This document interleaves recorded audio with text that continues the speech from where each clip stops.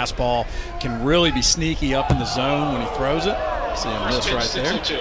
But where he really shines is with his slider. He's got a low 80s slider. When he throws it a little harder, it's more effective. And then he's really working on landing change-ups location. So he's working on that third pitch, and that's exactly what he's doing here, is trying to get that opportunity to gain a little confidence in it. Well, I mentioned familiarity, and straight out of the gates, there's a familiar name, Connor Moore, the junior from McClenny, Florida, who primarily pinch ran for Florida State over the previous couple of years that he was here in Tallahassee. He, along with Cade Bush, who you'll see later on in this North Florida batting order, both were in Garnet and Gold as recently as a season ago. Good numbers for Moore. Really his first time stepping into the plate and taking some cuts this season, Brandon. Right. He's had some limited at-bats, but he's been great when he's given the opportunity. And, he's a guy that, a lot of these fans saw last year. And like you said, he came in some big situations, big base runner. And you see him right there finding his way on first base to lead off this game.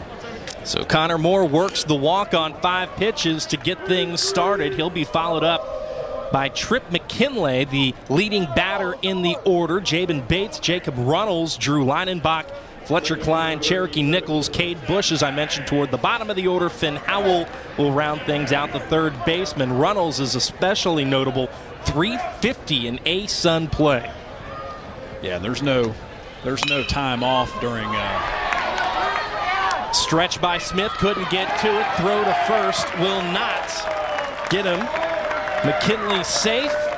Of course, Connor Moore advances into scoring position. This is an ideal start for North Florida. Absolutely. And that one right there, just a tough all-around play. You see McKinley puts this ball on the ground and just finds that hole. Cam Smith giving it a heck of an effort right there, diving to his left. Ball clips off his glove, and then Alex Lodis with a phenomenal attempt to get the throw, or get a throwing attempt to get the runner at first. But the throw off balance a little bit, pulls Cantu off the bag. Lodis, the former Osprey turned Seminole, as you referenced him, trying to get that throw to first, couldn't quite get it there in time. So up steps Jabin Bates, who bats third for North Florida. Bates, one of a couple of guys who can catch for the Ospreys. That one's inside. You see that change up there from Saucer. He's throwing that change up right-handed. Right-handed throwers tend to throw that pitch a little more to lefties, but they try to start it a little bit on the outside corner and let it break away. That one getting a little in on Bates. Leadoff walk and a base hit to get things started for North Florida. And again, here's Bates, the junior from Michigan.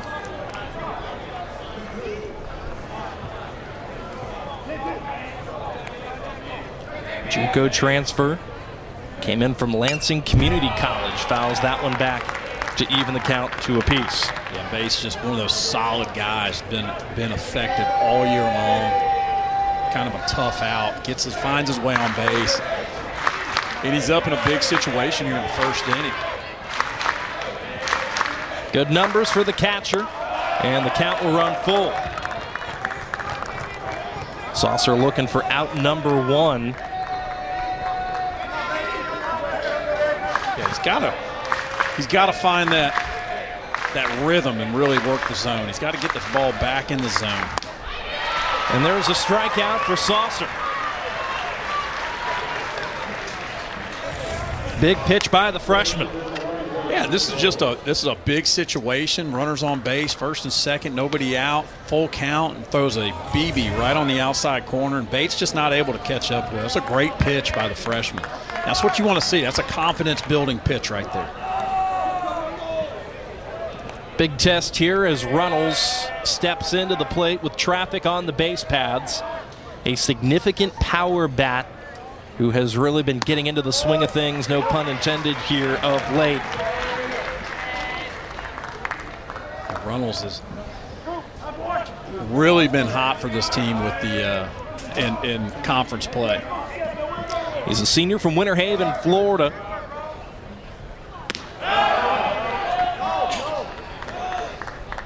Count evens to him 1-1. He's another guy who can catch. He and Jabin Bates have largely rotated between the backstop and the DH spot, and that's where Runnels finds himself here today.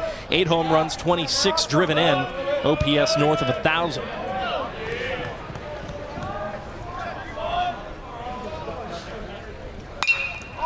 Got underneath it. High fly out to right. Faroux retreats, measures, and secures a big out, number 2. I was just about to mention how the shadows may be playing a little games with the hitters right now from the pitching standpoint, but you know, that ball right there hit directly into the sun. We saw James Tibbs out there in right field fighting to see, trying to find the ball, and fortunately Drew Faroux, second baseman, turns his hips, runs out there and gets under that ball pretty easily, but again, fighting the sun the entire way. And so in steps Drew Leinenbach, strike 1. Leinenbach, the junior from Dunellen, Florida. Another one of these consistent bats for this North Florida Osprey. And he got underneath it.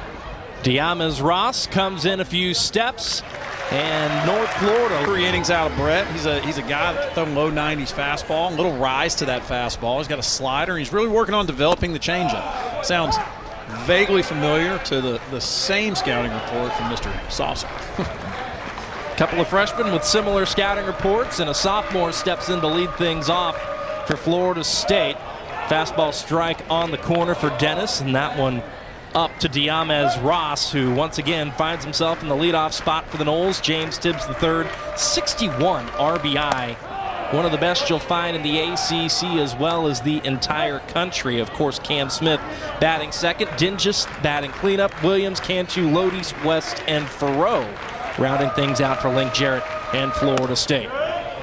And you really like to see, I'm glad to see Diamez Ross back in the lineup, especially at the top of the lineup. He's always been a real spark plug for the day. You know, how he goes is how we go, is what they say. So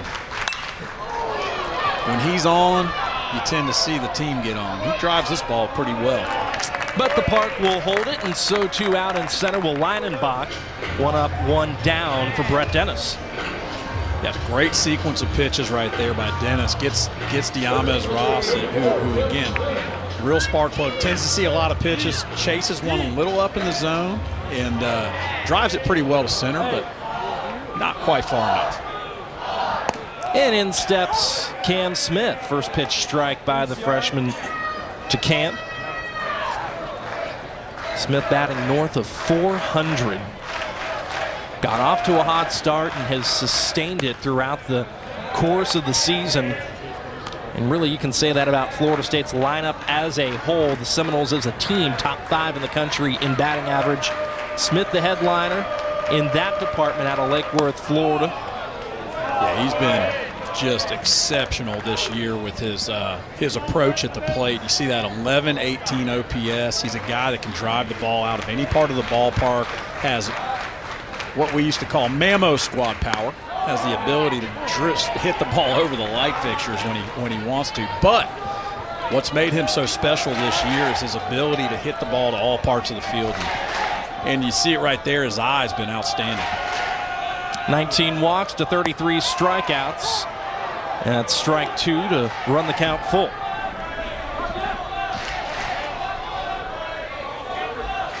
Watch him right here. He's got to be looking fastball this time in the count. Weak ground ball to short and put away at first. This is a North Florida team that has not fielded the ball cleanly to this point this season. So as they continue to work, we'll see how it holds up. Connor Moore makes a sure-handed play off to first. Yeah, jammed him up right there. Actually, I think I said I expect a fastball, but Cam Smith gets an off-speed pitch and tries to sit back, just sits back a little too long, and weak ground ball to shortstop for the second out of the inning. Another first pitch strike, this time to James Tibbs III. Looked like a first pitch changeup.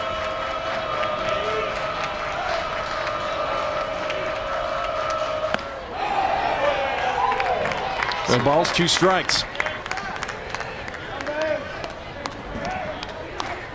James Tibbs has been one of the best hitters in college baseball so far this year. Drives that one to the big part of the ballpark, but unfortunately for Tibbs III, down there on the field with T. Holt and with Big Shooter. In fact, they took a picture together pregame, and I think, you know, just to go to that connection between the staffs here, I think it's important to note also, Brandon, that Drew Linder, who for a number of years was the bullpen catcher here at Florida State, went up to Pitt under Mike Bell's staff with Coach Mercadante. He's wearing 38, and if you add 3 and 8 together, it equals 11. That's just outstanding. I mean, I tell you what, I am superstitious. I don't know if I would have read that deep into it, but I do love it. I love it. And then, like you said, man, Mike Martin has just a coaching tree that expands well across this country over many, many years. The guys who have coached or played under him are doing big things in the coaching world all throughout the country. They certainly are, and that's actually a story that came straight from Drew Linder himself. He was here. His dad was also in the ballpark pregame. It's the first time he's worn his 38. The 3 and the 8, of course, again, equaling 11 to honor Mike Martin, and, of course, T. Holt honoring Big Shooter today. So, really cool. Really, really cool stuff. I'll tell you what, man, it just goes to show you what kind of coaching staff Florida State has had over the years for so long. You know, when you're able to develop the players they have, you don't even think about it, but just think about the coaching staffs and the coaching they've developed over the last 45 years. It's been amazing to watch something like that happen. Yeah, it's a coaching staff that, of course, you know who has been a part of it. And I'll tell you what, North Florida's all about this start to this ball game. Cherokee Nichols, an absolute blast out to left.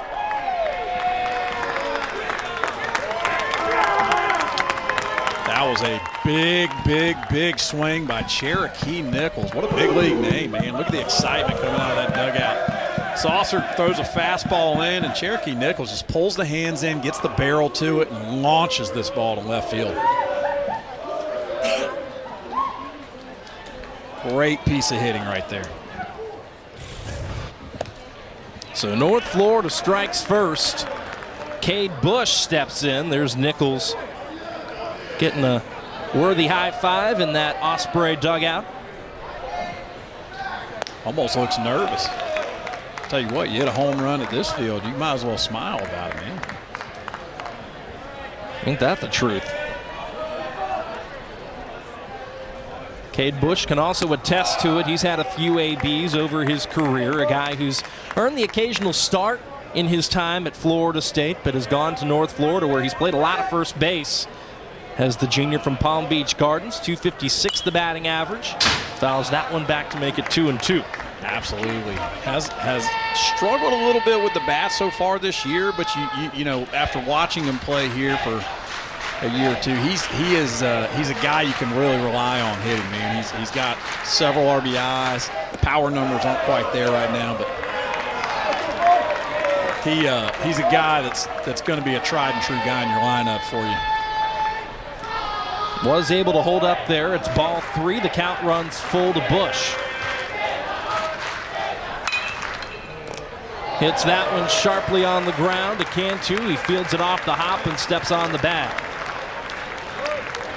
Daniel Cantu makes everything look so easy over there at first base. He's a guy who's been solid as a rock defensively, and tell you what, he's been swinging the bat a little bit lately too, but you see that play. That play was tough. That's a hard line drive, short hop. He stays down, keeps it in front of him, and makes that play look real easy. Well, you mentioned Cantu. Let's send it down to Emily with more.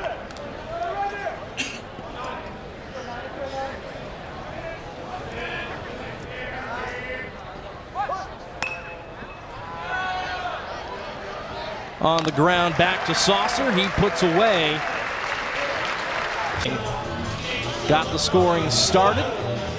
And now it'll be Marco Dinges stepping into the batter's box for Florida State. Knowles retired 1-2-3 by the freshman Dennis on the mound for North Florida. Sean Davison, Brandon Reichert, Emily Peters, our entire crew here with you. And And I'll tell you what, Dennis is doing a good job of getting ahead early, isn't he, Brandon? He sure is. He's doing a little bit of what Coach Mercadante said he was going to have to do. He's pitching backwards. That was a starting Marco Dinges off right there with a changeup, and that sets up the fastball, the high fastball, which you might see here. Well, fastball, but not high. Just missed a spot right there. And tell you what, Marco Dinges, man, you gotta pitch backwards to a guy like this who can really drive the baseball. Big cut there by Dinges. And you referenced it, Brandon. He's a guy who, when he really gets it going, can be, dare I say, the best bat in the dugout. I mean, James Tibbs III has been a model of consistency throughout the year, but Dinges can really light it up in bunches, and we've seen him go on those hot streaks where he paces this club. Absolutely. He's been, he's been as solid as a rock for this team, and he kind of gets lost in the shuffle behind some of these big names. Like you said, James Tibbs, Cam Smith, Jaime Ferrer, and then you got Marco Dinges, who's just slugging 635. Just casual. Just casual.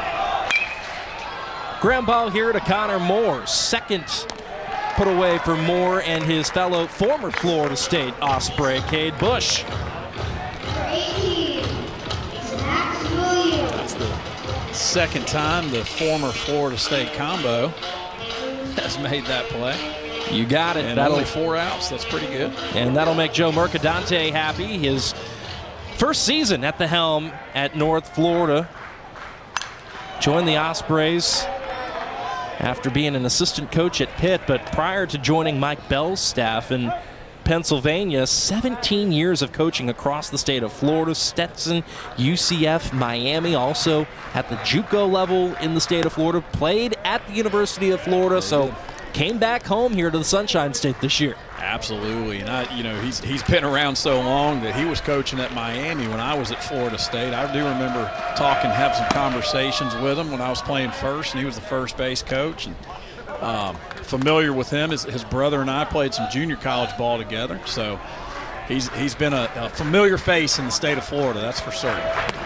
And with more on Coach Mercadante, here's Emily Peters. Brandon, you mentioned his experience in Miami, and he was also a Gator, so he said, I'm honestly thankful that the Florida State coaching tree has kind of allowed me in after being with Mike Bell at Pitt for a few years. He said he was phenomenal. It was the best experience, and I learned so much from Coach Bell.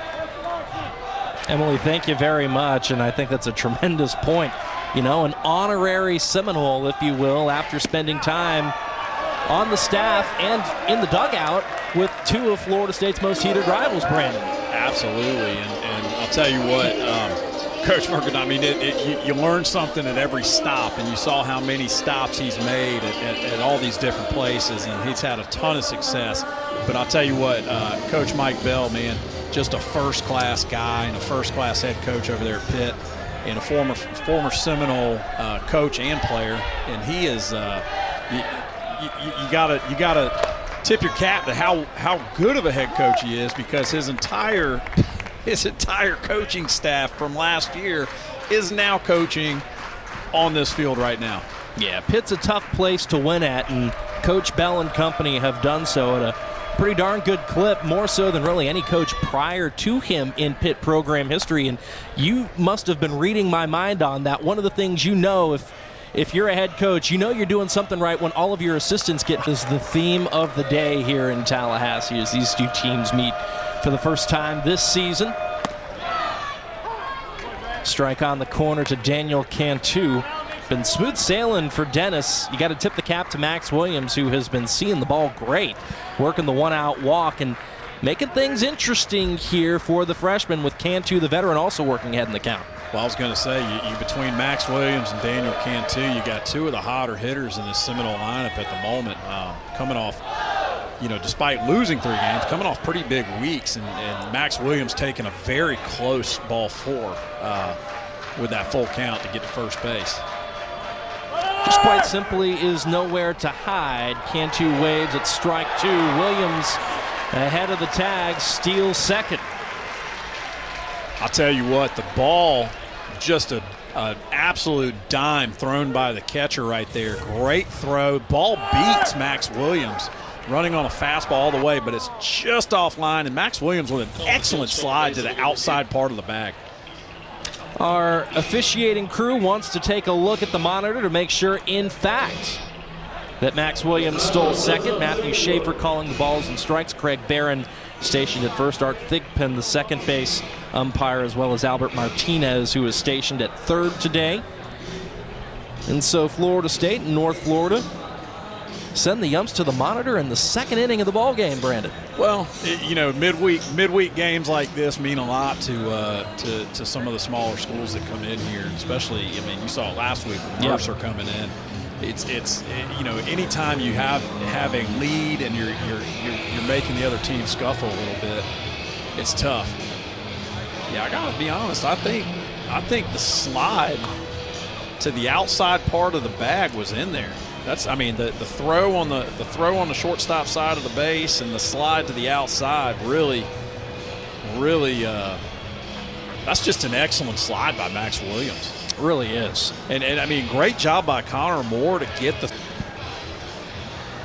The umps have taken a look at the monitors. They've made their decision, and that is what we expected. You can't fault North Florida for wanting to take a look at it, but that is the right call.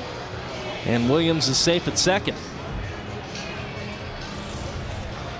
Yeah, again, this is just an excellent slide by Max Williams to go to the outside part of the bag. So that's just a heads-up baseball play. So here we go again, 2-2 now. The count to Daniel Cantu, and that is lifted out to left field. Playable out in left for Klein, and that'll hold Williams at second. Cantu going the other way on a changeup, which has got to be your approach right there, but still a little out in front, just pops this ball up a little too high. It's always tough to be a hitter, and in the middle of your at-bat, you got about a 4-minute break to go watch some video and then come back out there, see a changeup, and you're out in front of it. And that'll bring up Alex Lodies. Lodies, who a season ago wore that blue and gray for North Florida, now a Seminole. Brief aside, Brandon, everybody's in pinstripes today. I know. I saw that, man. Florida State and their Tuesday pinstripes. You got UNF in their pinstripes, and we got our wonderful sideline reporter also in pinstripes. It's just a baseball look. You and I did not get the memo, but we did break out the patterned shirts. We did. I know we don't get too much TV time, so. There's Emily showing off her pinstripes. We got to get on that memo next time. The text group, there's got to be a text group or something. We talked briefly about Alex Lodies, who was a UNF Osprey last year, but not only was he a UNF Osprey, he was an All-American there. Yeah, 16 home runs as a freshman. Trails the count here 1-2, batting .353 with runners in scoring position this season.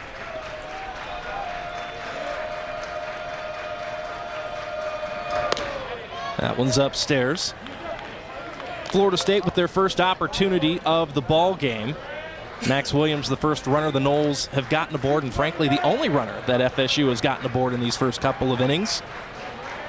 Yeah, and he's Alex Lodies, you saw those numbers up in the corner there with runners in scoring position, but that one just too much for him. You know, this is another opportunity for him to gain some confidence and kind of be that dude out of the bullpen.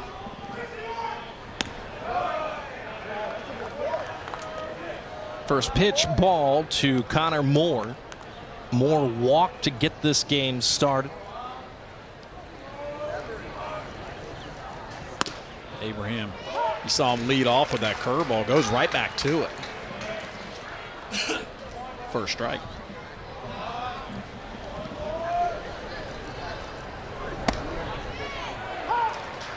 A ball and a couple of strikes to Connor Moore as we take a look at the scouting report for Abraham. He can run that fastball up to 95.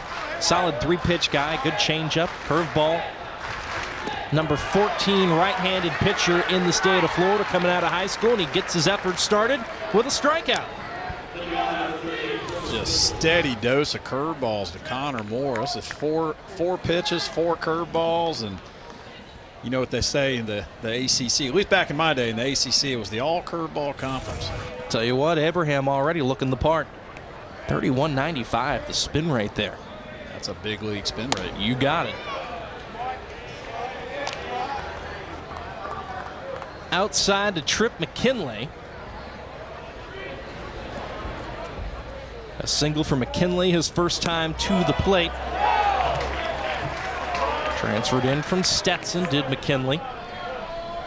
JUCO guy before that, and in between being a Hatter and being an Osprey, played for the Squeeze in the Florida Collegiate Baseball League.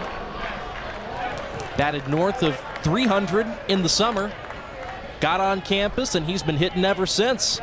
Absolutely. He's been a very bright spot in this Ospreys lineup. And he's already played now at 2 of the 17 schools that Coach Mercadante has coached at.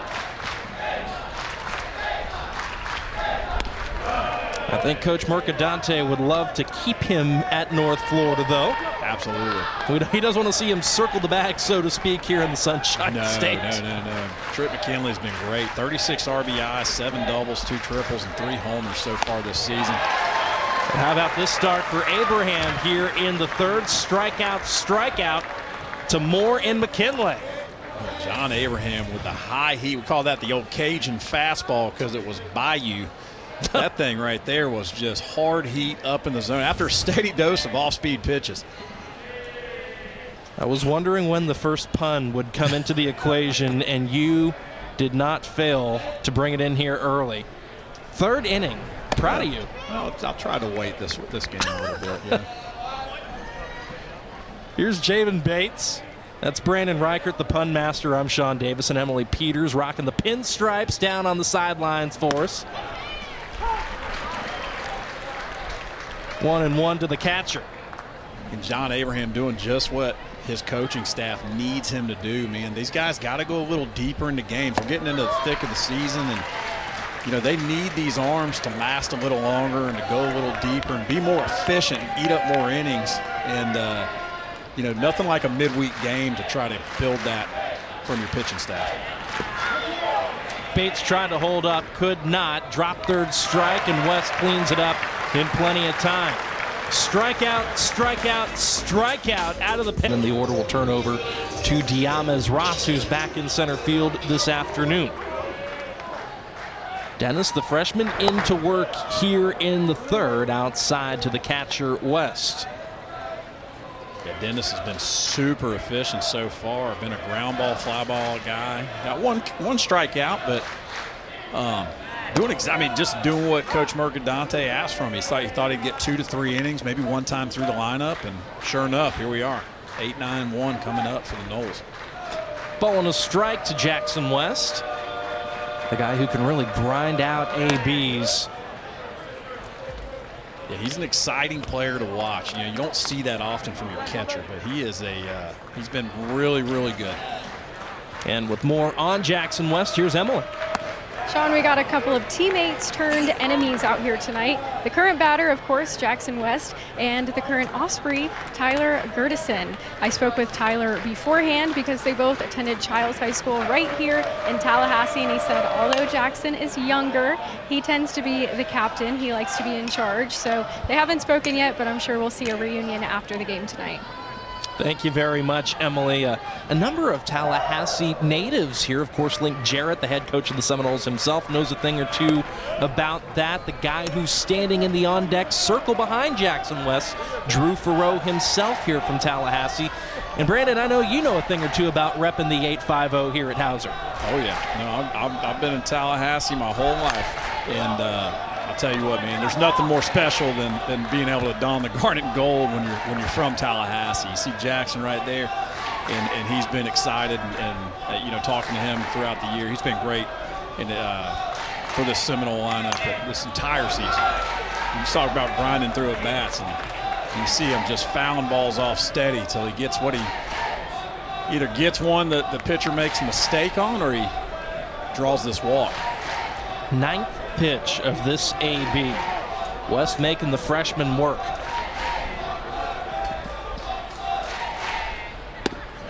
That's a heck of a plate appearance. And what a way to start off the bottom of the third for Florida State. I'll tell you what, Emily talked about Jackson's ability to kind of be a leader, even at a young age. And you see it in the way that he acts on a baseball field, man, leading by example. He takes that walk and hustles down to first base, and you see him right here. I joked a little bit with him earlier today. I said, hey, man, you don't have a stolen base on the season. Think he'll try today? Hey, no time like the present, right, Brandon? That's an easy read. Well, maybe doesn't go down as a stolen base, but he'll get the he'll get to advance to second at least, and he will gladly take it. Absolutely.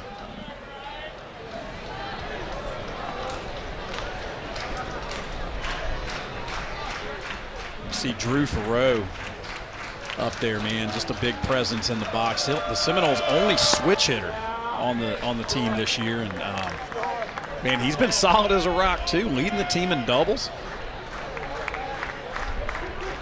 Finds his way on base a lot. Big time slugging percentage out of the sophomore. One of the ACC's leaders in doubles. In fact, Drew Farreau, that's a strike on the corner. That's a pretty good pitch by Dennis right there, down 2-0. To throw a little backdoor curveball that drops in on the Drew Farreau right there. 2-1, second time Florida State has had a runner in scoring position so far this afternoon, both via a walk. Max Williams walked with 1 out an inning ago, was able to advance into scoring position off the stolen base. And Jackson West, a walk and a wild pitch. Tell you what, that 3-1 right there, you saw that 3-1 fastball, and Drew Farreau taking a hack on that. And that's what you got to do, man. You got a guy in scoring position. Your only job's to get him over right here. But if you can drive one over the fence and get 2, you'll take it. But 3-1 count was the right time for that swing. So it runs full to Farreau. Pick off to second will not get West. Big lead by the catcher.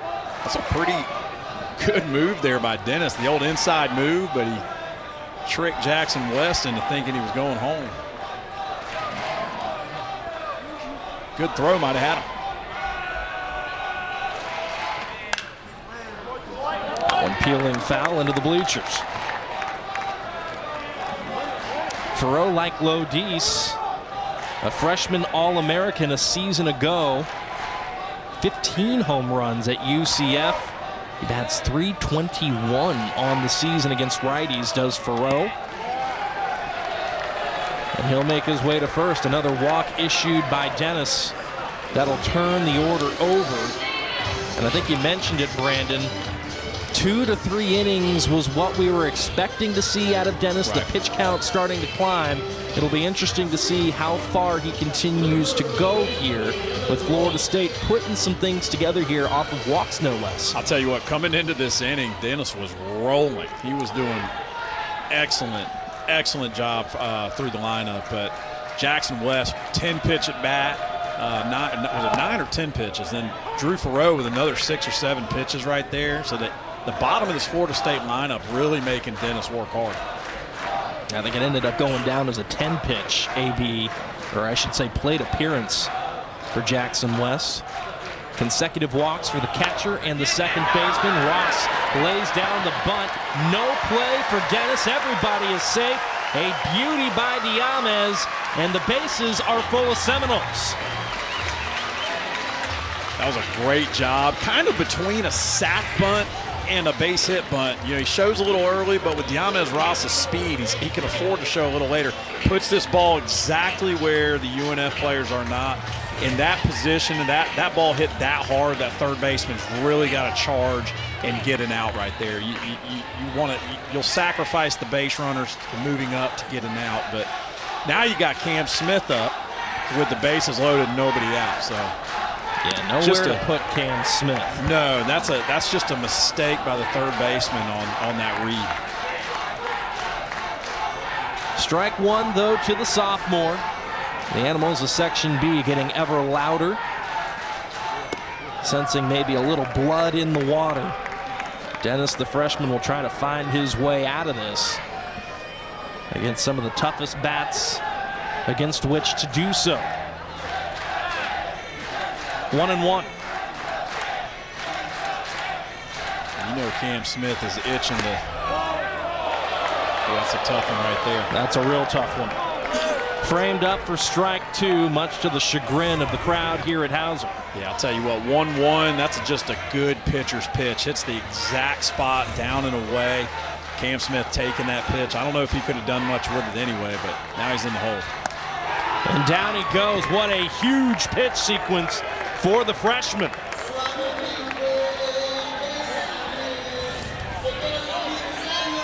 Yeah, this ball up in the zone, and Cam Smith with 2 strikes. I don't think he, with that last one, that kind of gets in your head a little bit when the umpire calls a borderline pitch and makes you feel like you got to protect and maybe swing at something a little out of the zone. And that's exactly what Cam Smith does right there.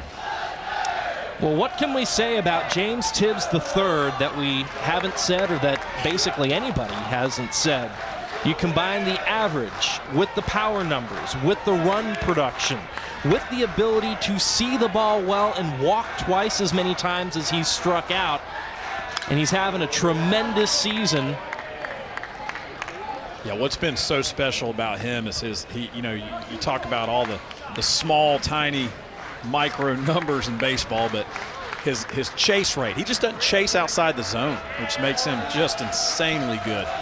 And then you add in the situationals. Oh, by the way, batting .700 with the bases juiced. Well, I'll tell you what, it seems like every time he gets up, he's got runners on base, and he's a guy that seems to thrive in that position. He is an RBI machine this year for the Seminoles.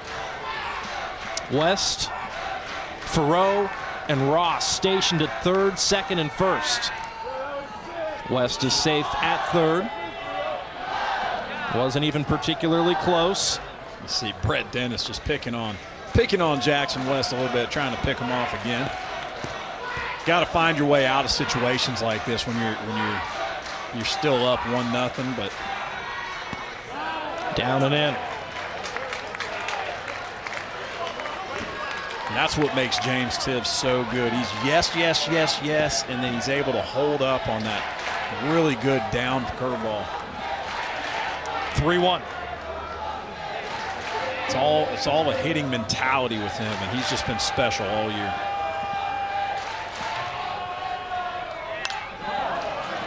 That one lifted foul. The count will go full. It's another big 3-1 hack by the Seminoles right there. I'll tell you what, anything gets the job done. The only thing that won't get the job done here is a ground ball to the pitcher, ground ball to third, or a pop up to the infield. You really just want to drive something hard. You'll score at least one. You don't see that very often, a pickoff to first with the bases loaded. First baseman typically is not holding, but you see the Osprey trying to work their way out of a jam with some trickery. Nowhere to put James Tibbs III. Let's see what kind of pitch Dennis can come up with here. Another one fouled away.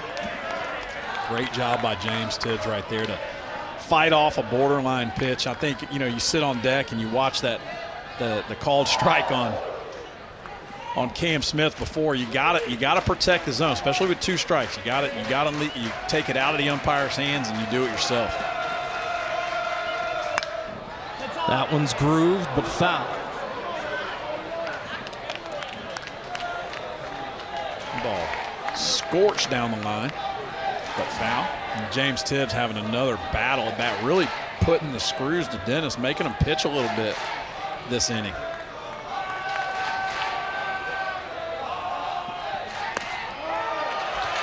And Tibbs will work the walk, and Florida State will walk in the tying run.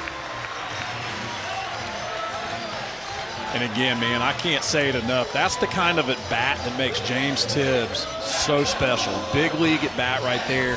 Takes the borderline pitch down and away. I got to say, Dennis with a 3-2 changeup after several fouled-off fastballs. That's a really good pitcher's pitch.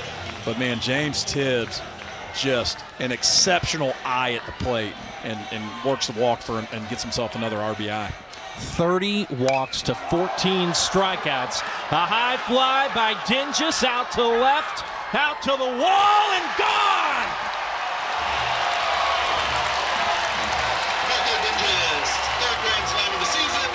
Third grand slam of the season for Marco Dinges, and yet another on the season for the Seminoles, who have been red hot all year long at the plate. Marco Dinges just holds nothing back with that swing. Gets a first pitch fastball up in the zone, sitting on it, especially with the bases loaded, and drives this ball a mile high and over that left center field wall. I think he knew it when he hit it. Watch this reaction from Dinges. Oh, yeah. Oh, yeah. Tell you what. You hit a ball like that, you might take one more button off, Dinges. You just unbutton one more button. That was a really big at bat for the Seminoles. RBIs for that young man. Well, as the DH today, he had one job. He did it. It'll be Ross to work against Max Williams. A tip of the cap from Dinges to the Animals of Section B. Going back to Ross here for a second. 2.93 the ERA. 9th appearance on the year. Several starts. 15 1/3 combined innings of work for him prior to this afternoon. That's a really good ERA at this level. Anytime you can pitch in college. That is grooved out to right. Williams is stationed at first. And you were mentioning good ERA for Ross. Absolutely, man. Good ERA for anybody with an ERA under 3 in college baseball is doing something right. I'll tell you what. You see that right there. That was a good pitch down in the zone. And Max Williams, man, has just been on fire. That's only his 9th hit in his last 5 games. How about that? It's quite something. I'll tell you what, he's done a great job of just getting the barrel to the baseball.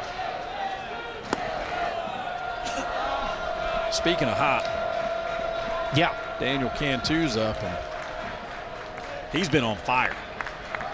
Yeah, he certainly has. Tremendous weekend in Winston-Salem for Cantu. It was especially strong situationally. Had a grand slam of his own in Winston-Salem. Then trailing by a run in Game 3 against the Demon Deacons. Went oppo with a solo shot out in Winston-Salem. Tied it for the moment before the Deacs would go on and walk it off. But man, he was so good.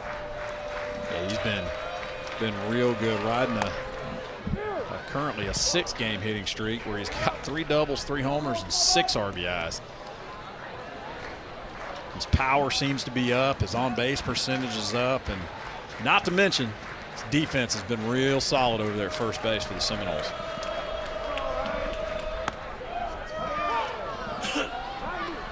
See Cantu taken all the way, 3-0. FSU has passed the bat exceptionally well here in this 3rd inning. Only 1 out on the board. Cantu, the 8th Seminole to come to the plate.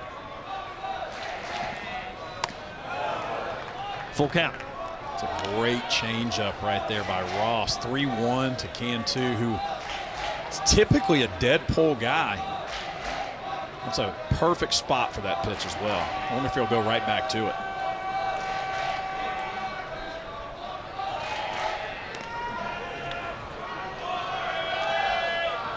Williams safe at first.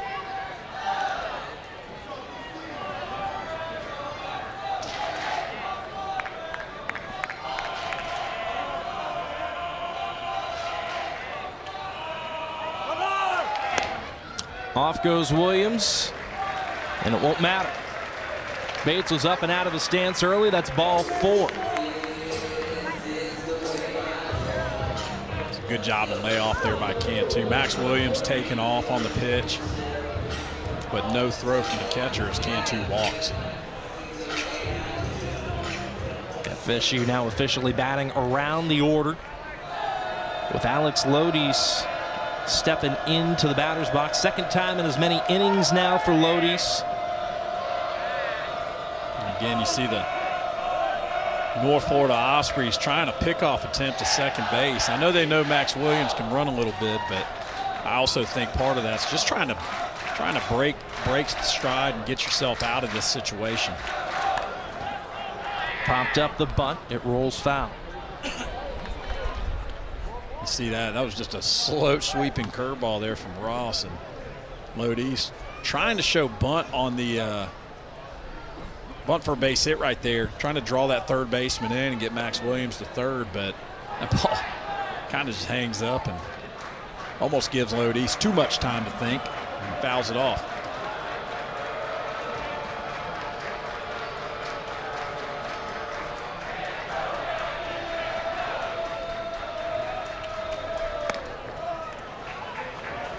Ball on a strike to the shortstop.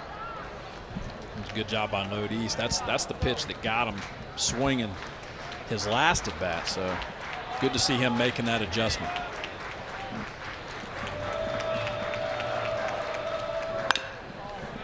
On the ground.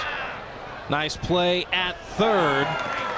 And that will put an end to this inning. But what an inning it was for Florida. Come back when your team throws up a crooked number in the inning before, but John Abraham very solid his last inning. He was able to mix his pitches up, mix his speeds up, locate with several different pitches, and that's what you got to do. You see it right there. He's able to when you're able to pitch backwards to just about everybody, especially the middle of the lineup and Jacob Runnels. But you start him off with a curveball and pitch a little backwards, and if you can spot it up, you're doing something right. Started off with the breaking ball, then the fastball, and it's a nice play up the middle by Florida State. Yes, exactly what I'm saying. You start them off with a curveball, and then you get them off balance with the fastball, and Runnels grounding out right there. Yeah, you see Cam Smith having to hop over. I think Alex Lodice called him off and made a great play getting around that ball and throwing a strike to first base. So Runnels grounds out. That'll bring up Leinenbach. And that's a first pitch breaking ball strike to the center fielder. Another really good pitch right there by Abraham. It's always hard. You never go up to bat expecting to see a curveball the first pitch. This one elevated out to left field. Got another breaking ball, and that'll drop for a base knock. That's a good job of just making an adjustment by the hitter right there. Leinenbach sitting on that, and Abraham leaving that one hanging up in the zone a little bit too long, and Leinenbach again not trying to do too much, but knocks it in the outfield for a single.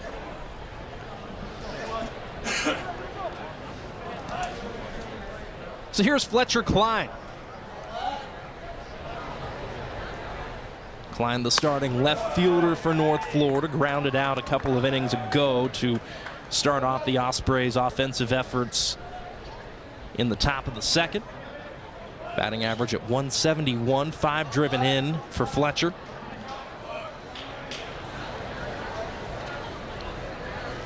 Only making his 10th start of the season tonight. North Florida, a team that's really, to quote Coach Mercadante, trying to figure out where the puzzle pieces fit. They've got guys who came back from the previous coaching staff, of course, transfers, incoming freshmen. There have been injury issues. Guys have been in and out of the lineup over the course of the season. They're just trying to find that combination that works, Brandon. Absolutely, and that's all you can do, especially when you're a brand new coaching staff and some of these names that you come into a program, you don't know everybody. You got to find out what makes everybody tick a little bit. And that's what they're doing. They're giving some people some opportunities and trying to see if they can prove themselves and find out who their Bulldogs are.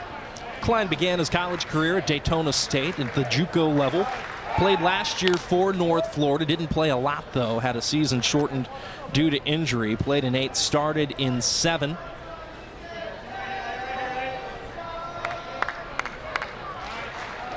He faces a 1-2 from the freshman John Abraham after the pickoff move.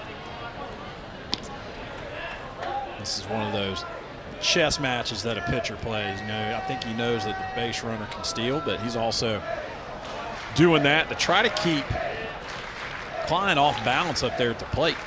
Leinenbach 8 of 10 on the base paths, and what a pitch by John Abraham. Strikeout number 4.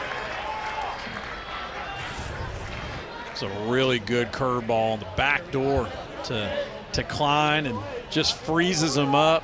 Great job framing by Jackson West, and another quick 2 outs. And that'll bring up Cherokee Nichols, who his last trip to the plate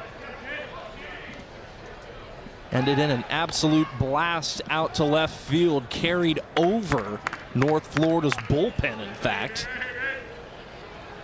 Yeah, it was a ball. A fastball inside part of the plate, pulled his hands in, got the barrel to it, and launched that ball to left field. And you see Abraham trying to get back in on those hands. You know, as a hitter, you don't think they're going to come back with the same pitch. And Abraham right there, maybe a little bit more to that fastball than what Matt Saucer had, but you have to establish that fastball when you throw the curveball that well.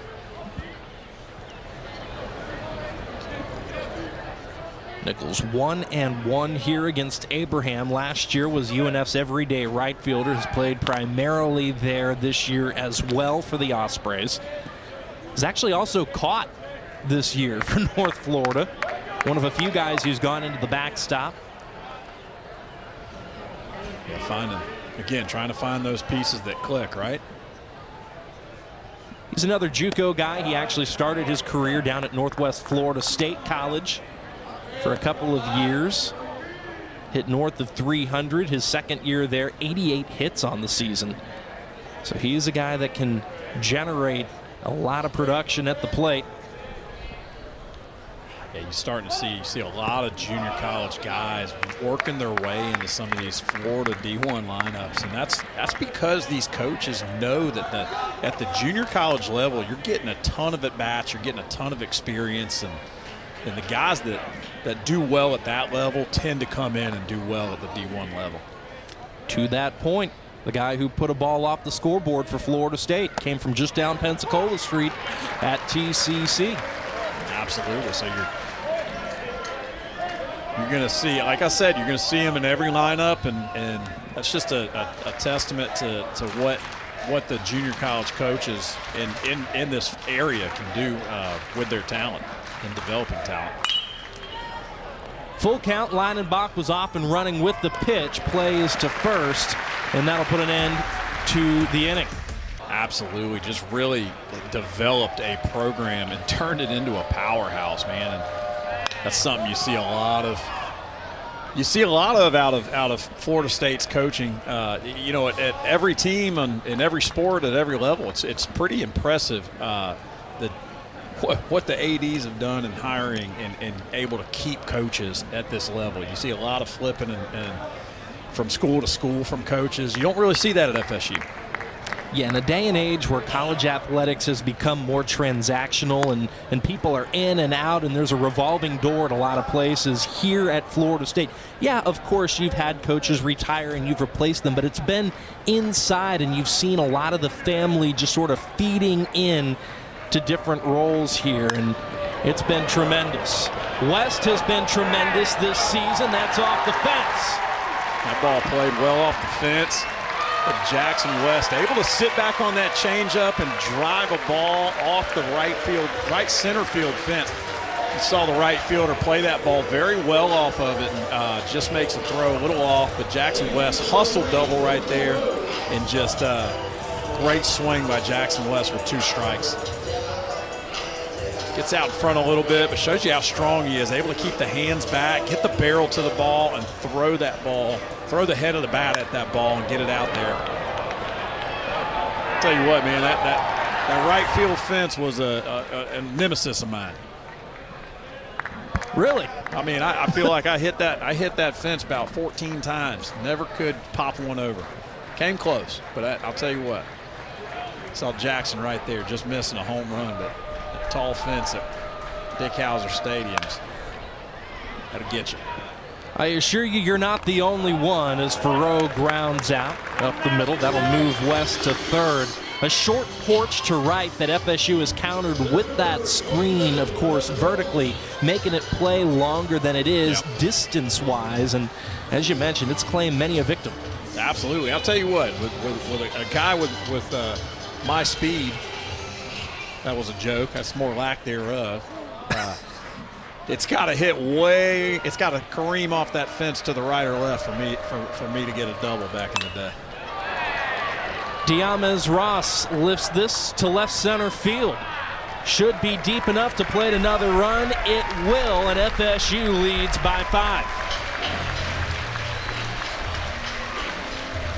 Very good production from the Seminole. Small ball by the Seminole lineup right there. I was just about to say the same thing. Get him on, get him over, get him in. And Smith going down the line for Florida State. That's another extra base hit by the Noles. He stands at second after a 2-out double. And I'll tell you what, it's just not a Florida State baseball game if Cam Smith doesn't reach base. Am I right? That is, you just heard the announcer right there. Cam Smith reaching base for the 50th straight game and doing it in big fashion with a double down the line. You just go up and down the batting order for Florida State, and somebody has done something ridiculous. That's the eye-popping number for Cam Smith, who continues to bat north of 400. It's dropped all of 2 whole points today, from 406 to 404. He's just really turned himself into a big hitter in this lineup. You know, they leaned a lot on him last year as a freshman. He came in highly touted, and he had his struggles. Chasing balls out of the zone, trying to pull balls. And that is booted at second. Smith will round third, and he is safe at home. Unbelievable slide right there by Cam Smith. You saw Ty McGahee waving Cam Smith the entire way. This ball hit very hard by James Tibbs. Kicks off of the shortstop's glove. I'm sorry, the second baseman's glove. Shortstop picks it up. The throw absolutely beats him home, but Cam Smith popping up early and getting over the tag. Just a big league slide right there. We were talking about how good Cam Smith has been and at his approach at the plate. But, man, something that has really picked up and been amazing is his base running. And that was just a huge slide by that young man right there in a situation where he was dead to rights. Now, I did say that ball was booted at second in the defense of McKinley. That was 103 off the bat by James Tibbs III. Yep. And that's another thing Florida State does. Whether they're leaving the ballpark or not, they can just rocket balls everywhere. I don't want to say it was booted. It was, no. That was a hit that was finding its way to the hole, and the second baseman trying to make a tough sliding backhand. It just kicks off the edge of his glove, but. Tell you what, the talk of the play has got to be this slide right here from Cam Smith. I don't see. I was thinking maybe it got him on the hand, but I don't know. Usually if the catcher does tag you, he does not try to keep tagging you after the fact. Our umpires have headed back to the Montefiore, but they have really acquitted themselves well this afternoon. That's the right call. You tip the cap on the effort for the Ospreys, and you tip the cap dually for Cam Smith. Absolutely, and then again, James Tibbs knocking in yet another run. Things seem to be rolling for the Florida State Seminoles right now. What you go back to saying that North Florida, they came into this game with 83 errors as a team, and they fielded some solid baseball so far. They really have. And not every play being easy. They fielded some tough balls, and they don't look like that team we were expecting to see with those numbers. And so up steps Marco Dingus, who his last time to the plate, that was an inning ago, resulted in a grand slam.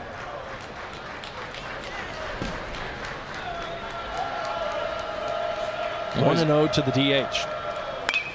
He's gonna say he's already seen twice as many pitches this at bat than he did last at bat, jumping all over the first pitch he saw last at bat. Little curveball, gets too much of the plate, and he sits all on it, driving this ball for a grand slam. Rocketed off the scoreboard in left. And FSU, after trailing 1-0 going into the third inning, put up a 5 spot. And they've added 2 more here in the fourth. You see Ross working the inside part of the plate to Dinges, trying to get him to not hit a ball off the barrel. Dinges fouled a ball off that almost hit Coach Ty McGay in that third base box.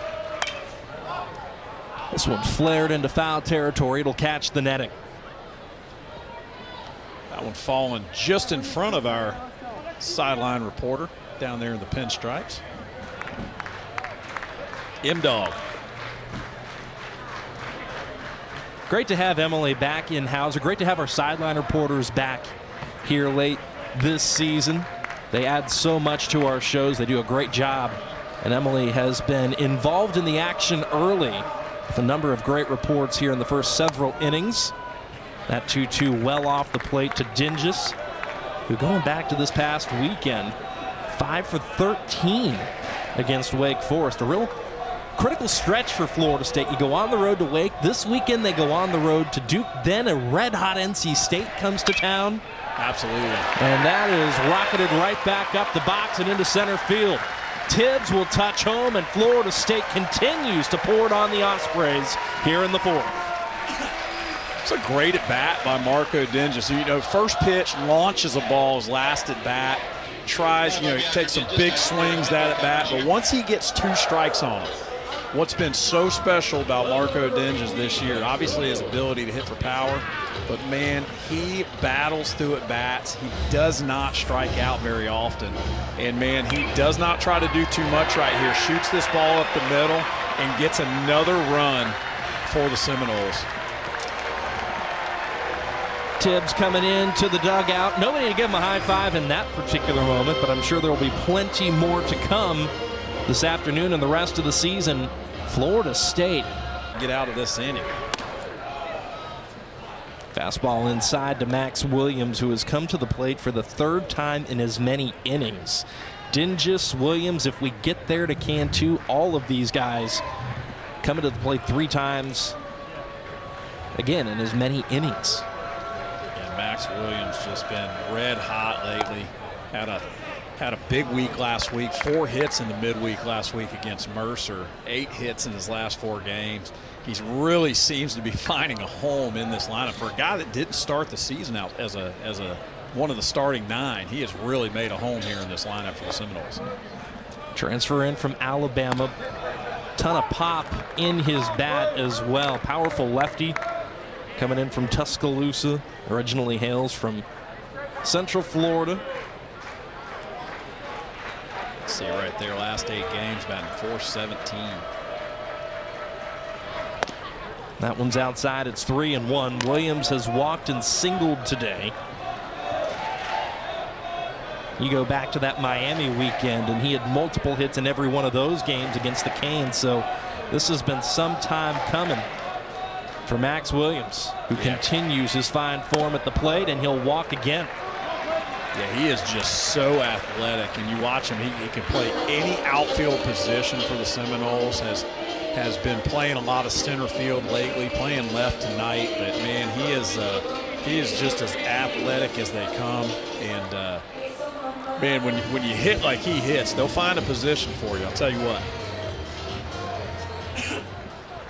And I think the biggest compliment to what Florida State can do at the plate is that you've got Max Williams in the lineup. You've got Jaime Ferrer not in the lineup. Right. That's a guy who did not check into your starting 9 today, and you've got 8 runs on the board regardless. I'll tell you what, man, Jaime Ferrer's been a staple in the lineup since he came here as a freshman, and a well-deserved day off for Jaime. I think he had I won't call it an injury, but having a precautionary day off for his hand. I think he got stepped on in one of the games over there in Wake Forest, and nothing major. Just needed a night off to be ready for this weekend. Ferrer, Tibbs III have been longtime staples who have jump-started the offense for the Noles year in, year out. And with Ferrer getting some rest today, FSU doing their part up and down the order. Here's Daniel Cantu. He's made his way aboard. Last trip to the plate resulted in the full count walk. You see how relaxed he looks up there in the plate with 2 strikes. 91-mile-an-hour fastball in the outside corner, and Daniel Cantu spoils what was a pretty good pitch. FSU sent 9 to the plate in the 3rd. Cantu represents the 8th Seminole to come to the plate here in this inning. So 17 to the plate now in the last 2 innings time. Ground ball here to second, and that'll put an end to FSU's half of the 4th. 3 more runs. Earlier this week, and he said, I think it's because over the fall we spent a lot of time competing against each other. So now we finally get to compete together, and it's just the best. Emily, thank you very much.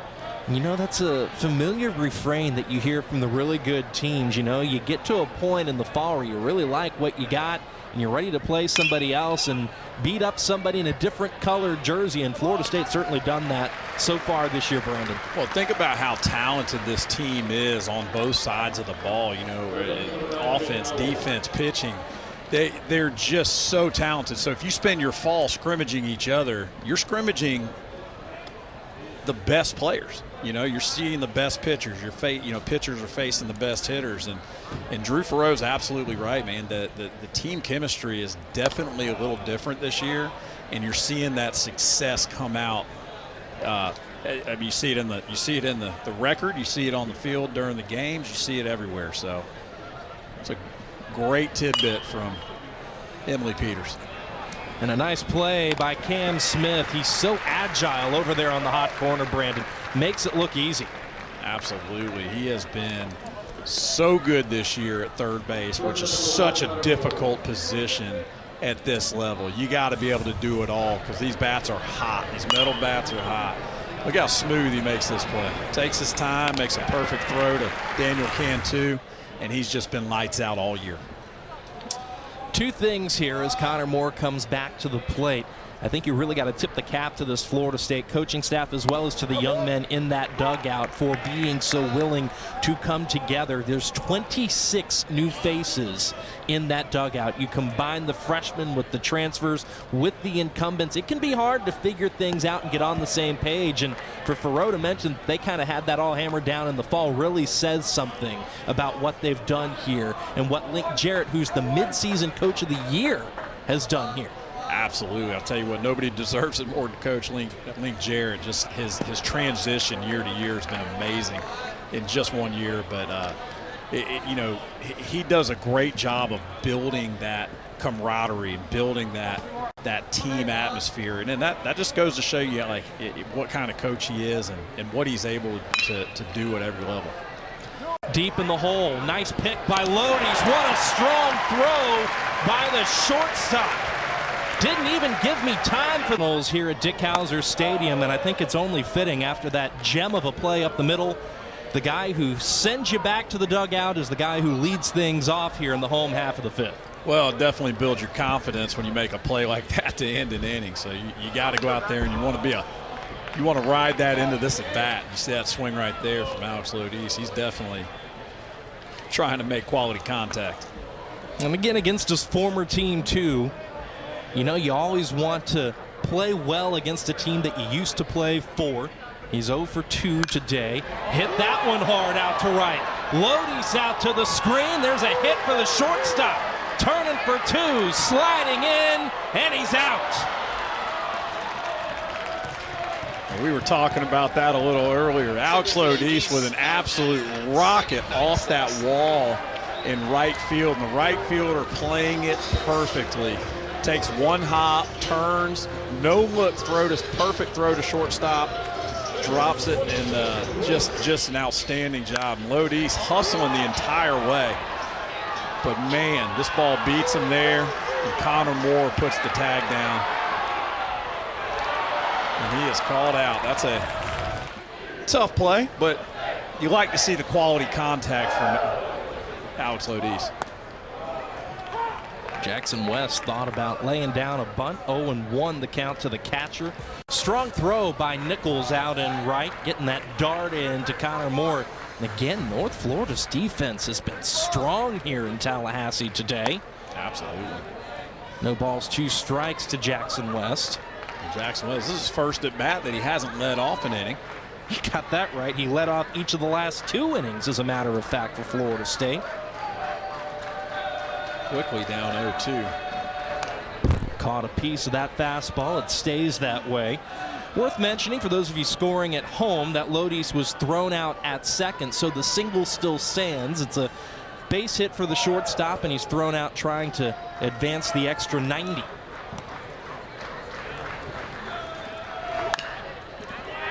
West reaches for that one. Moore on the run. Strong throw by Connor Moore. Jackson West just 2-strike approach right there, just trying to put something in play and make something happen. And Connor Moore said, please hit it to me. He's been solid all day over there. Really has. And so in steps Drew Farreau.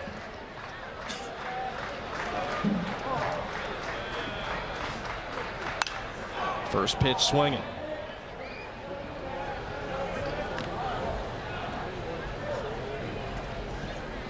Solid start to the inning for Clayton Borowski. Gave up the single, but then got that throw out of Lodis at second. Then the ground out by the catcher West. Yeah, so unconventional though it may be, 2 up, 2 down. Makes you feel good when your defense can pick you up on a mistake. You know, he was quickly ahead of Lodis in 2 strikes, and Lodis able to drive that ball off the wall, but right fielder Nichols hosing Lodis at second for a quick out. Nothing doing there for Drew Farreau. And after all the I don't want to say baptism by fire, but you can imagine how it would be like drinking water straight from a fire hose if you're Hudson Rowan. And so, you know, freshmen typically are going to be up and down in their opening season of D1 baseball. And so you tip the cap to the young man who continues to try to figure things out. Right. I'll tell you what, the start that Florida State got off to, the 19-0 start, really helps as a freshman pitcher. You know your team's going to score some runs behind you. You know you're going to have a good defense behind you. It makes it real easy to get up there and throw some strikes. Lodis dropped it, got it back, and fires a dart to Cantu. Alex Lodis once again making a very, very difficult play in the hole look easy. See this right here, hard hit ball in the hole, backhands it, but it's hit hard enough where he, even after the boot, he has enough time to pick it up and throw a dart to Daniel Cantu at first for the out. And that's what I was talking about. That when your defense can pick you up like that, right? Hudson Rowan's out there pitching, throws a fastball, ball gets barreled up, and you got your shortstop out there making big league plays to help you out. Gives you a little confidence as a pitcher. Quickly working ahead of the count in Jabin Bates.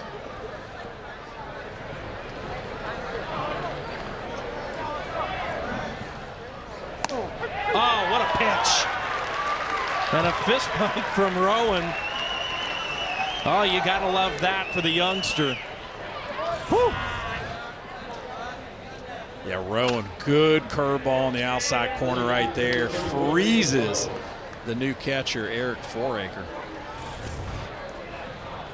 And like I said, man, you know, he's got all the tools. Hudson Rowan's going to be a good pitcher for Florida State as the years pass, but you know, he scuffled a little bit as of late. And this is one of those chances, one of those opportunities to really get back, get the mindset he needs to be the great pitcher that he's going to be. Jacob Reynolds couldn't hold up at strike one, according to Craig Barron at first.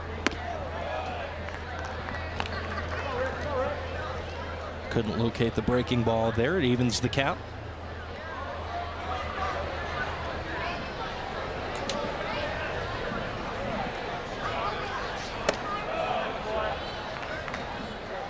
something you see a little different from Hudson Rowan. What he typically does is, you know, he kind of keeps that ball in the glove a little longer, which hides that fastball and makes it so effective. Now he's dropping it behind him, still hiding it, but he's changed the way that he's taking the ball out of his glove. And maybe that's helping him. Maybe that's giving him, you know, a little bit more of a rhythm. He's got Runnels 2-2. And he's got Runnels heading back to the dugout. A couple of strikeouts for Hudson. Top of the order, stepping into the plate for Florida State. But if we may for a second, Brandon, I think we need to tip the cap to the FSU freshman, of course, Abraham. 3 strong innings of relief work. That's a third of an inning shy of his season and, of course, career high.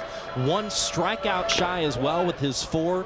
And then you get Hudson Rowan, who's had a tough go of it of late, coming in and going 1, 2, 3. Absolutely. The strikeouts are there for those 2 young men, but also the ground outs. Keeping pitches down in the zone and able to induce a lot of ground outs and let your defense go to work for you. 1-2 to Diamez Ross. It's good for momentum for Florida State as well.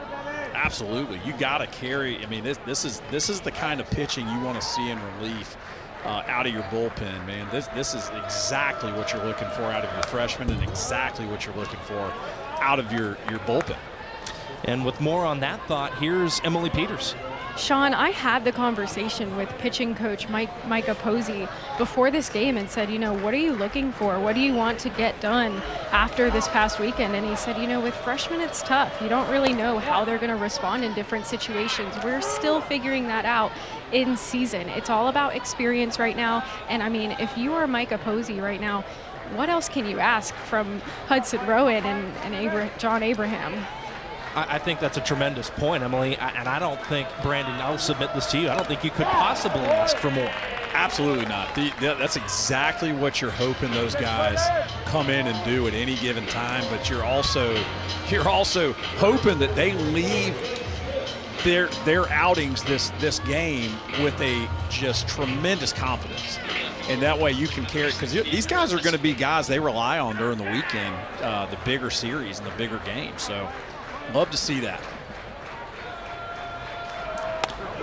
And I know it'll get lost in trailing by 7, but how about Clayton Borofsky? 1 2/3 innings of work, just 1 hit and 1 walk. He struck out a couple of Seminoles.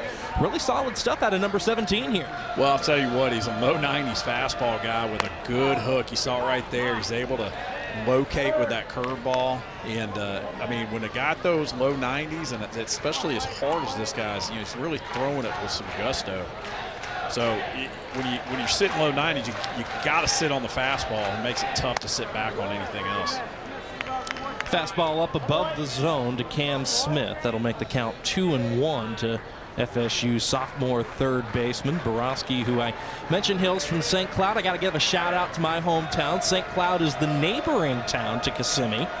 In fact, I went to Osceola High School. Borofsky himself was a St. Cloud Bulldog who happens to be our main rival. So even though back in high school we wouldn't have gotten along, impressed with what Borofsky's done here today, and I'll give a thumbs up to him. He's been really, really good so far, and that's what the Ospreys needed, man. They needed a guy to come and stop this lineup from doing some damage.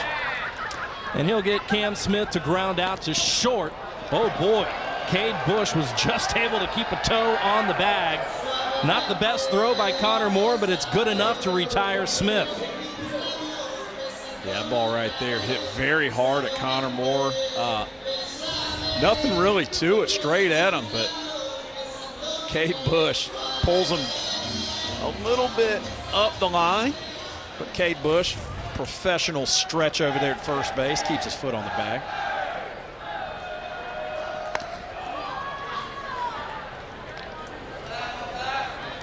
So in steps James Tibbs III, 1-0 the count to him.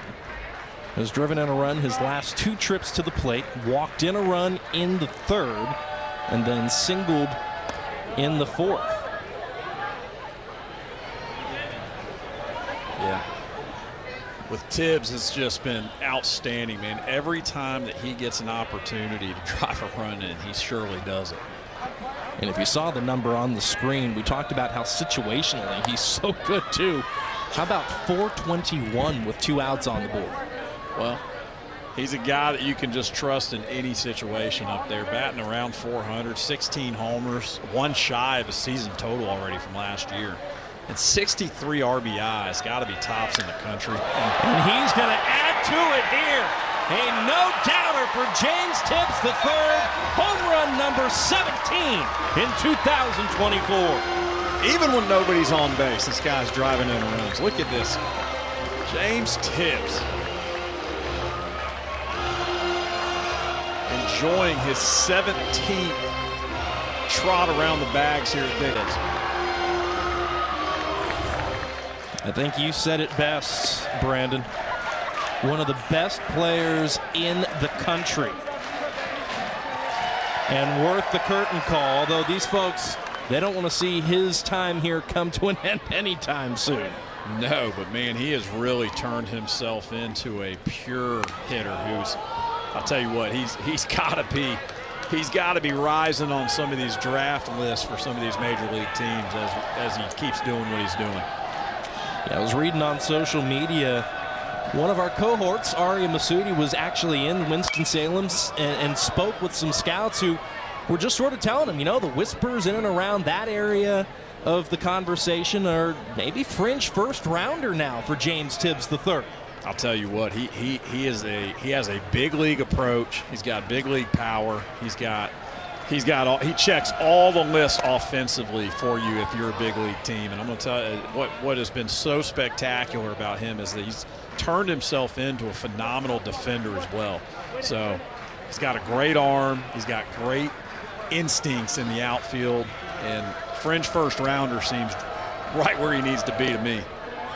And I think on top of that, too, you always like to see good things happen to good people. If you get a chance to speak with James Tibbs III, interact with him at all, you know he's a great human being, a class act as well, number 22.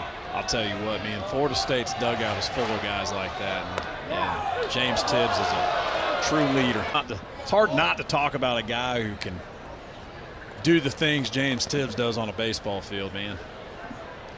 He came into today with 61 RBI. That's tied for 4th in the country, tops of anybody in the ACC. When you tack on the 3 that now make it 64 on the season, I don't know what Alex Lane is doing at Northeastern, who had 62 coming into today, but for the moment, based on where things were coming into Tuesday, that's now 3rd outright behind only Brian Brooks at Troy and Braden Montgomery at Texas A&M. Yeah, two exceptional hitters right there. And like I said, James Tibbs has really just made a name for himself. Each and every year, you see a hard hit ball right there, hit up the middle, but Drew Farrow making that play look easy. Cade Wright coming in to pinch hit, retired by Farrow up the middle.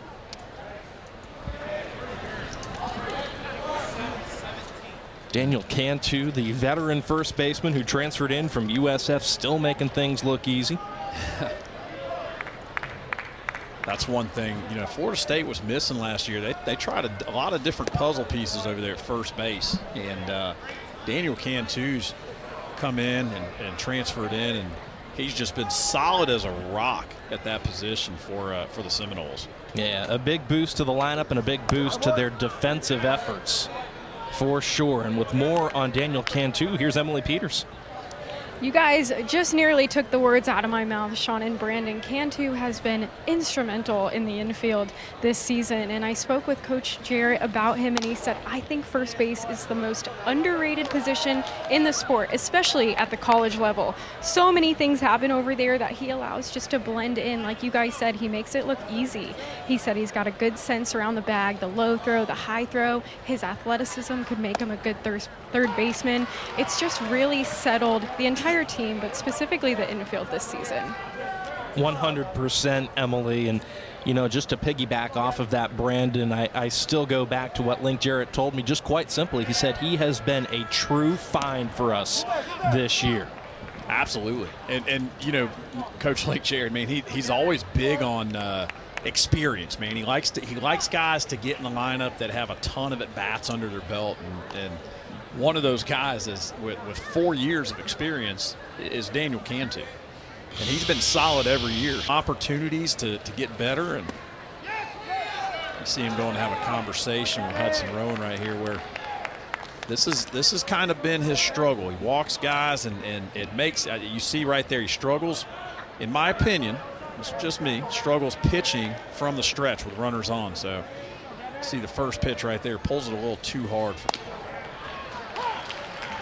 As a lefty, I feel like it's probably a little easier to pitch with a guy on second than it is on first. Hit with the strike there to make it 1-1. Breaking ball, ball 2. See Cherokee Nichols up to bat right now. We were just talking about him and his powerful home run to left field that started this game off with the first run of the game. Nichols, one of a couple of guys who has started and played in every game this year for North Florida. He and Runnels, the only two to do that. An invaluable piece to the puzzle for North Florida. 1 for 2 today. You referenced the home run, batting average at .263. Now 25 driven in for Cherokee. Got underneath it. West makes the play, hits the deck, but secures out number 2. Tell you what, it wasn't pretty, but it gets the job done. Jackson West, that ball was hit about 200 feet in the air, and that one keeps him off balance. But when you're a catcher, you have to come up, you have to turn your back to the infield, because that backspin is going to pull that ball back towards the infield. And you saw it right there, getting Jackson West off balance a little bit, but still getting the job done. Yeah, call up the Space Center down in Cape Canaveral. That thing was lifted into orbit. Here's Cade Bush. First pitch strike to Cade. See Hudson Rowan feeling it a little bit after getting that second out, man. Just humming it around 93 the last 2 pitches.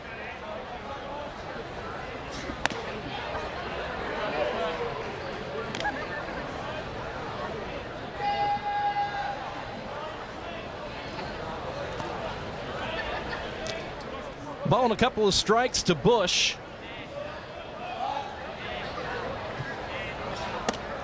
And that one high and outside. You've referenced a few times now Bush and Connor Moore coming in from Florida State to North Florida. Coach Mercadante saying both of them have done a really nice job and have been instrumental to their efforts this season. Yeah, we talked about, what it's like to transfer, into a new school at that level. And both of those guys coming over together probably has made it very, easy. It's always nice to have a buddy on the team to start things off with. Into a phenomenal coach, and every stop that he's made, he has left an impression. And you said it best, Dallas Baptist, I'm sure, missing his ability to coach up these pitchers, but Florida State scooping in, and really happy to have him this year. In fact, Dallas Baptist has largely been in the top 25 for the majority of this season, so they continue to succeed even without Coach Posey. And that is strong stuff from Yoel Tejeda Jr. to strand a couple of Ospreys. It is $2 Tuesday, so it has been a very popular occasion for a lot of the FSU student body as well to come on out and to make sure they're hydrated. And they have had plenty to cheer about here so far this afternoon. FSU leading by 8. That is right. 9 hits, 9 runs for the Seminoles, and a couple big innings in the middle on the 3rd and 4th. 5 runs and 3 runs respectively for the Seminoles. And tell you what, that's why you come out here and enjoy this weather and enjoy this game. And no better place to do it than Mike Martin Field. FSU on the precipice perhaps of going 32-8. Still plenty of work to do here. You got 9 more outs to get. Excuse me, you got 6 more outs to get. Math is hard sometimes. I got a degree in communication, so I don't have to count much in that degree track. It's fair enough, fair enough. But FSU will still send at least 6 more to the plate themselves. We got a new pitcher here for North Florida, Brandon Adams. And he takes on Max Williams, who's 1 for 1, a couple of walks and a single for Max, who, when he's been in for Diamez Ross, he's led things off. He leads off this inning, put a charge into that one, and it catches at the wall. A heavy kick into center field. Williams gets the stop sign at third. The crowd wanted him to turn home. Not to be, and I think Ty McGahey's going to hear it. Max Williams has just been on fire. He is as disappointed as the fans are for Coach Ty McGahey not letting him go home. This ball crushed into the deepest part of the field here at Dick Howser and hits off the bottom of the wall and kicks away. And you got Max Williams who's hustling the entire way. But a leadoff triple all the same for Max Williams, who's on base for the 4th time tonight. 2 more hits for that young man. 4th triple on the season. That gets away. Williams slides in, and Florida State has scored 10 this Tuesday night.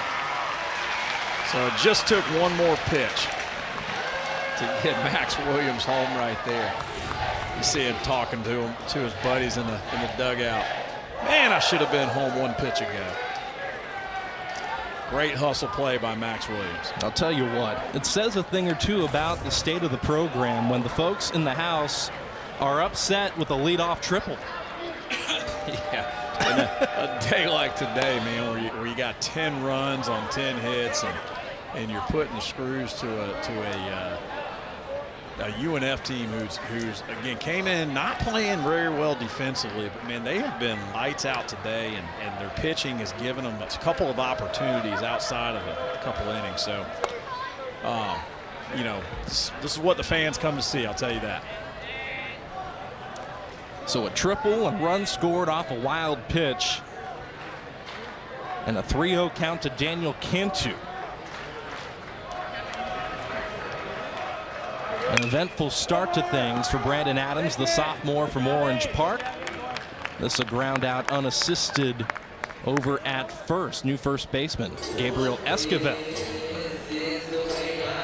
Daniel Cantu hitting that ball right on the screws,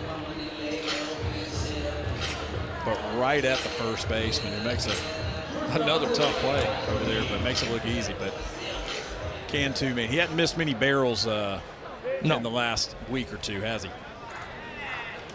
He certainly has not. Alex Lodi stepping in, looking at ball 1. Lodi's last at bat hit a rocket off the right field fence. But the right fielder, Cherokee Nichols, making a heck of a play and hosing him at second base. Shortstop couldn't hold off the breaking ball there. It's 1-1.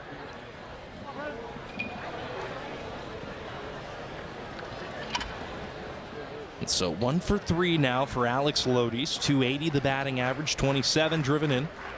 Handful of home runs. Oh boy.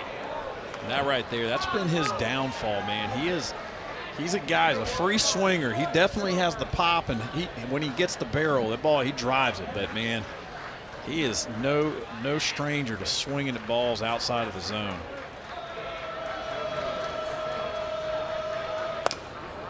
If I'm Brandon Adams and I'm still, you know, working ahead in the count, man, I'm not doing anything different. I'm gonna give him the same pitch and see if he'll chase.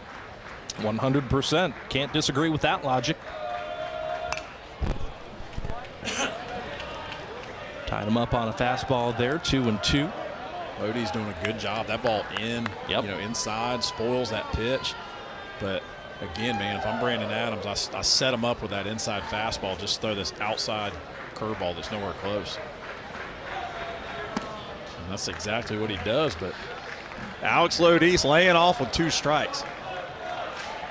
A leadoff triple by Williams, who scored on a wild pitch. A ground out to first by Daniel Cantu, and a full count now to the shortstop, Alex Lodi's. And that one's pulled foul.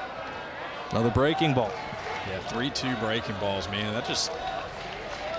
you know, back in the day, you could almost 90% of the time 3-2 look for a fastball, and now pitchers so good they're able to throw those off-speed pitches in any count.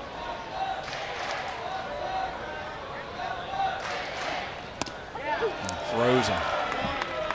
Inside at 90 miles an hour, the fastball for the strikeout for Adams. Yeah, a great pitch by Adams. Steady dose of curveballs away, and was able to freeze Alex Lodis with a 90-mile-an-hour fastball in the inside corner. Just a great pitch right there by Brandon Adams. Great to see Riley Jackson check in for Florida State. One of several different options for the Noles in the backstop. But, of course, when you got McGuire Holbrook and Jackson West who have done the majority of the work, we've seen, as a matter of fact, Marco Dingus earn a start in the backstop as well. There's not a whole lot of opportunities for the freshman to get in there, but with a 9-run lead here late against North Florida, he gets to take some cuts against Brandon Adams. Right, you got to get a guy like this some opportunities to swing the bat, man. He's there every day. He's working hard at practice. He's getting better, and you just got to try to find opportunities to get him some chances. Up and in at 88, 1-2 to the freshman. You know, Riley Jackson really wants to do some damage coming off the bench. Not getting, like you said, not getting a whole lot of opportunities, but looking for. Not that. Yeah, yeah. He'll head back to the. Certainly fits the billing for Florida State. And of course, Riley Jackson really just starting to get the first handful of looks at him this year. We saw him a little bit earlier on this season. We'll see him here. Top of the order, stepping in here for North Florida. Connor Moore leading things off just like he did in the first and in the third. And Tejeda, 95 on that fastball. And you saw that one up to 97. And that's what this guy has, man. His toolbox is full because he has the ability to run the fastball way up into the upper 90s. He's got a slider that has just been tremendous, and you saw right there. I'm not 100% sure where that one missed. Maybe but 95 at the knees, pretty spectacular. He's come a long way in a short time here at Florida State. He started off a little rough, but last 2 or 3 outings has been amazing. Yeah, it's not a question of stuff for Yoel Tejeda Jr. It's really been him trying to locate it that has been the issue to this point this season. We've seen some good work out of him, though, here of late, and that'll be secured by Lodis a couple of steps beyond the dirt on the left side of the field. Yeah, 96 miles an hour in on the hands of Connor Moore right there and jams him up for a infield pop-up. But yeah, it's what you know, even at bat, he gets deeper into the count right there, 3-2, not what you're looking for, but his misses have gotten better. And that is grooved out to left field. Well hit and gone. Trip McKinley, the batting leader for the Ospreys, scores their second run of the game, both off of solo shots. This ball right here just absolutely rocketed off the scoreboard. Tejeda makes a great pitch. You see 104 miles an hour off the bat. It was 95 coming in, 104 leaving, and that's just a good swing. Pulls his hands in, has a quick bat to get to that 95-mile-an-hour fastball and shoots it off the scoreboard for another run. Good piece of hitting by Trip McKinley. And so as it stands to this point, North Florida bookending FSU's 10 runs with solo shots of their own. Foraker, the catcher, retired at first. A little excuse me swing right there. I think Tejeda leading them off right there with a slider down in the zone and just can't hold up and hits it off the barrel to Cal Fisher, the new third baseman, who makes that play look easy. James Oman stepping in. Another pinch hitter for North Florida. He subs in for Jacob Runnels, the DH. Nothing doing for Runnels, who has been one of the more significant and powerful bats in the lineup. A pop up a ground out and a strikeout. 1-1 to the sophomore Omen. Yeah, he's been on fire lately in conference play. We talked about that a little earlier, but nothing going here tonight.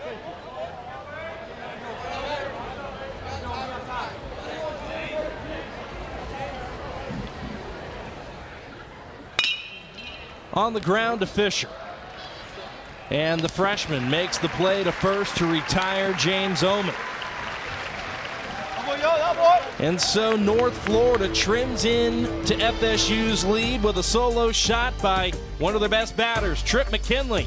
Quality AB, good swing, and that one carried. All of a sudden, it's a full moon. I guarantee you there's another crater on it.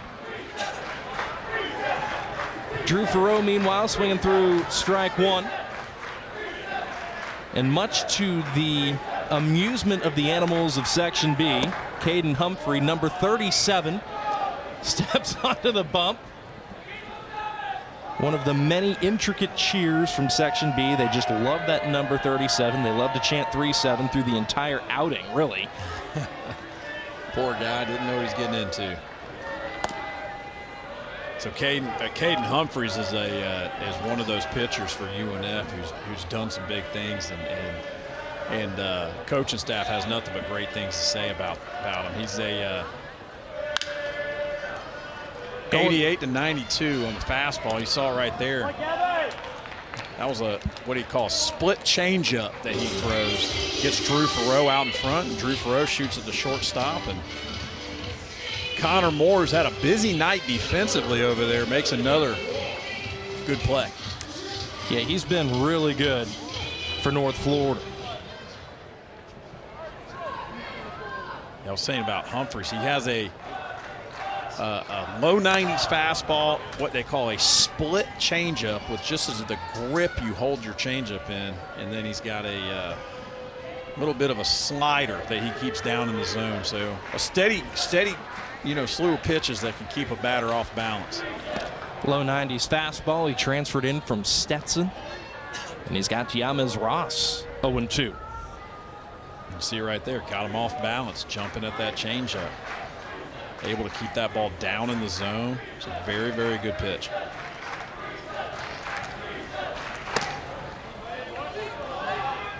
A fly out, a strikeout, a bunt single, and a sac fly for Diamez Ross tonight.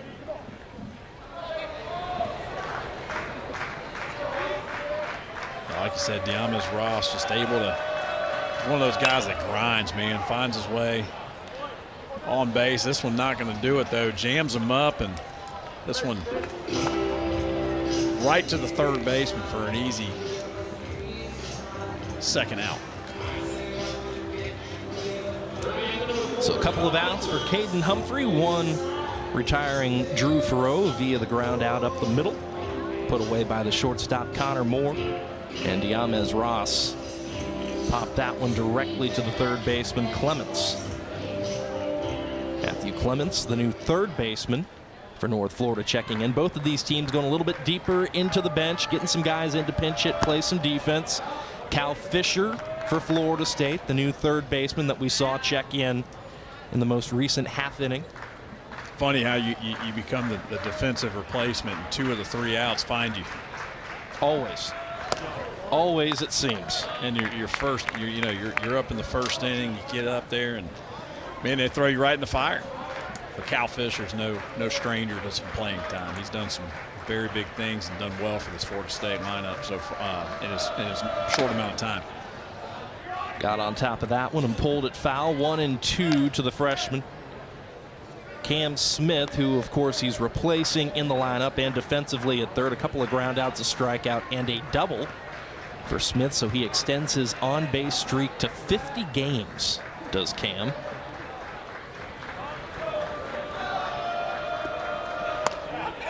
And there's a punchy for Caden Humphreys.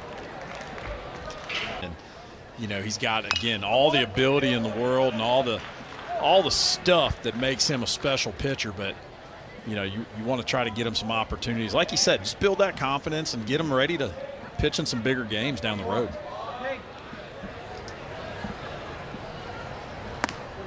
Hit with the first pitch strike to Reich. Breaking ball, though, well off the plate. It's 1-1. Second time we've seen Reich come to the plate as a pinch hitter this evening. Redshirt junior from Northport, Florida. And that one rode in and got him.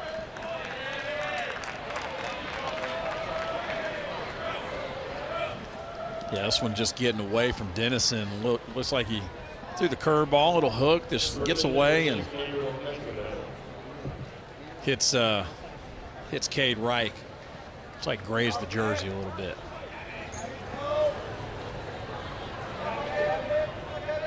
And so in steps Gabriel Esquivel.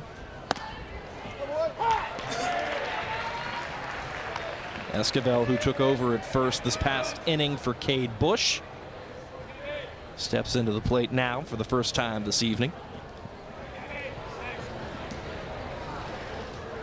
Esquivel, a senior from Miami, Florida, who played JUCO ball in Gainesville at Santa Fe Community College. Another great junior college program over there in Gainesville.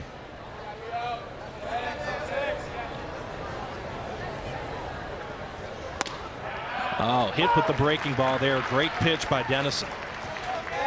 Yeah, that's one of those pitches that makes Dennison so good, man. He's got that low 90s fastball, which you can't sleep on as a hitter, and then he's able to come back with a deuce and throw it for a strike.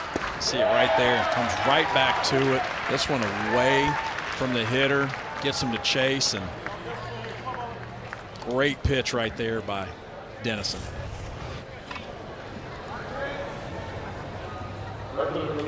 Good pitch right there. You see the Patter just had no shot. Read it out of the hands, and that ball just keeps breaking away.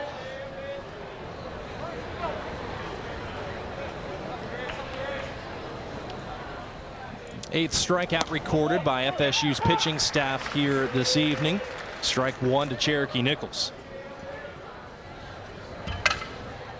Solo shot by Trip McKinley in the eighth, the second solo shot of the game for North Florida. The first one belonged to this man, who hits this one to third off the hop. Fisher goes to second for the force, to first for the double play, and that